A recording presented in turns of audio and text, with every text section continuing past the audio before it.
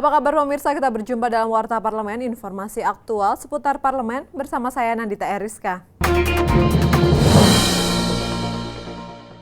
Komisi 1 DPR RI mendesak pemerintah segera mencari solusi terbaik untuk menyelesaikan masalah sengketa lahan milik TNI dan Kementerian Pertahanan agar permasalahan ini tidak berlarut-larut.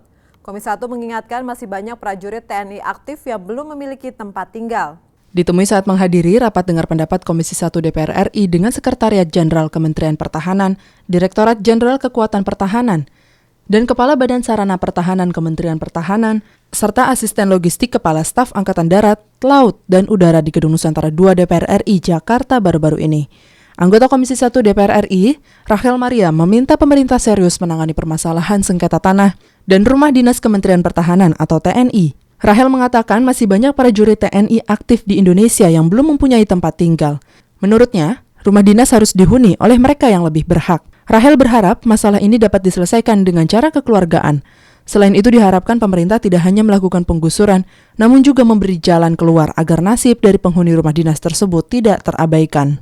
Harus dihuni oleh orang yang berhak, karena masih banyak sesungguhnya prajurit-prajurit kita yang belum ada rumah, prajurit aktif yang belum ada rumah gitu. Artinya harus orang yang berhak.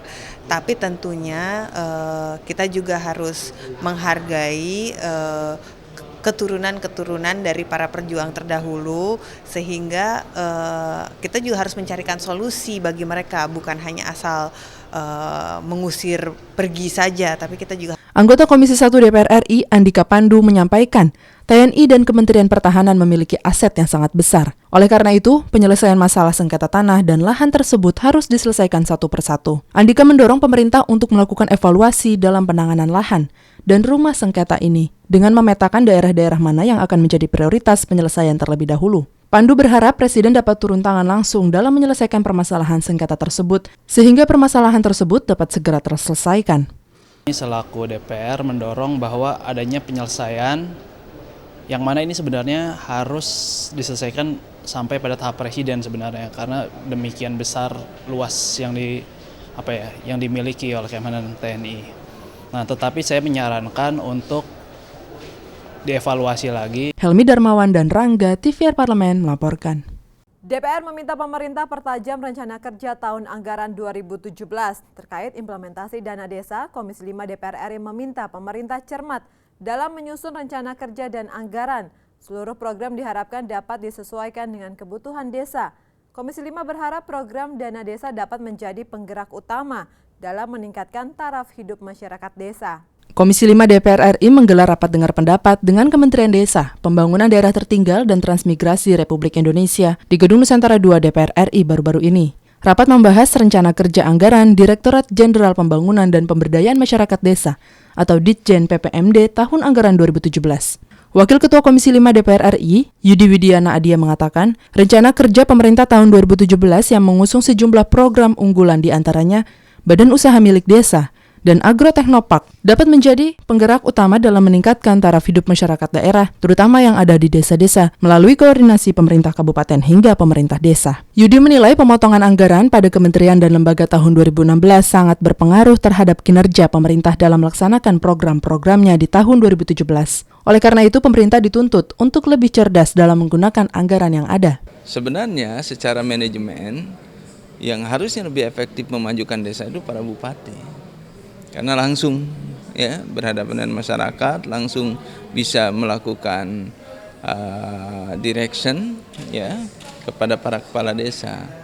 Tapi karena kita mengetahui bahwa ada keterbatasan anggaran di tingkat pemerintahan lokal, makanya muncullah Undang-Undang Desa sehingga pusat bisa melakukan intervensi. Anggota Komisi 5 DPR RI Sungkono menyampaikan, pemerintah harus menciptakan program rencana kerja tahun 2017 dengan persiapan yang matang. Diharapkan pemerintah dapat memaksimalkan potensi yang berbeda-beda di masing-masing daerah. Sungkono meminta pemerintah fokus dalam melaksanakan program kerjanya, terutama dalam meningkatkan kesejahteraan masyarakat yang ada di desa-desa. Ia berharap pemerintah dapat memperbaiki kinerjanya agar pelaksanaan program kerja dapat berjalan efektif. Ya, artinya sektor-sektor unggulan di masing-masing desa itu ada skala prioritas mereka gitu ya.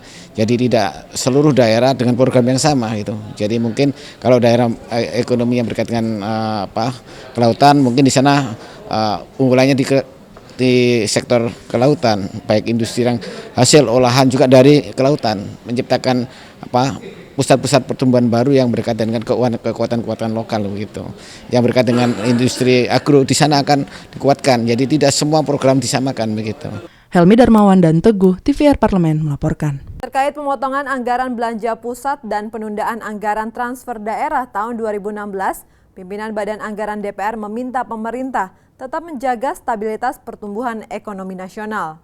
Badan Keahlian Dewan DPR RI menggelar workshop dengan tema pemangkasan APBN 2016, pentingkah? Bertempat di ruang sidang MKD Lama, Gedung Nusantara 2 DPR RI Jakarta. Hadir sebagai pembicara Jazilul Fawaid, pimpinan Badan Anggaran DPR RI Ahmad Heri Firdaus, peneliti dari Institute for Development of Economics and Finance, dan Bupati Jember Hajah Faidah. Wakil Ketua Badan Anggaran DPR RI Jazilul Fawaid mengatakan, pertumbuhan ekonomi Indonesia mengalami stagnansi. Untuk itu perlu adanya strategi khusus untuk memulihkan pertumbuhan ekonomi nasional. Jazilul menjelaskan lambatnya pemulihan ekonomi akan berdampak pada turunnya harga komoditas dalam jangka waktu yang cukup lama dan melemahnya daya beli masyarakat yang berpengaruh terhadap sektor perpajakan. Jazilul berharap kebijakan pemotongan anggaran dan dana transfer daerah tidak mengganggu program prioritas yang sudah dicanangkan.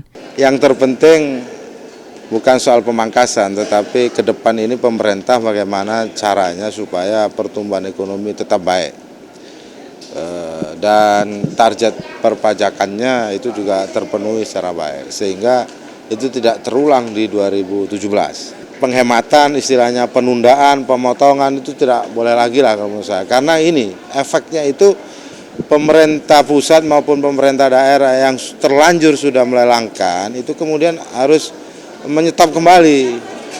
Sebenarnya istilah penundaan, pemotongan itu tidak boleh terjadi, apalagi dalam jumlah yang besar. Bupati Jember Faidah menyayangkan pemangkasan anggaran dan dana transfer daerah di Kabupaten Jember. Untuk itu Faidah meminta pemerintah, khususnya Kementerian Keuangan, untuk melakukan peninjauan ulang terhadap penundaan penyaluran sebagian dana alokasi umum dan melakukan penyaluran dana alokasi umum sesuai dengan peraturan Menteri Keuangan. Untuk itu tidak mudah dengan adanya penundaan DAU ini diswitch dengan dana yang ada, karena dana tersebut sebagian ada dana dari BLUD, yang ini dana keluar masuk, tidak mudah dipindahkan. Winnie dan Dwi, TVR Parlemen melaporkan. Demikian Warta Parlemen kali ini, sampai jumpa pada Warta Parlemen berikutnya. Terima kasih atas perhatian Anda, saya Nandita Eriska, wassalam.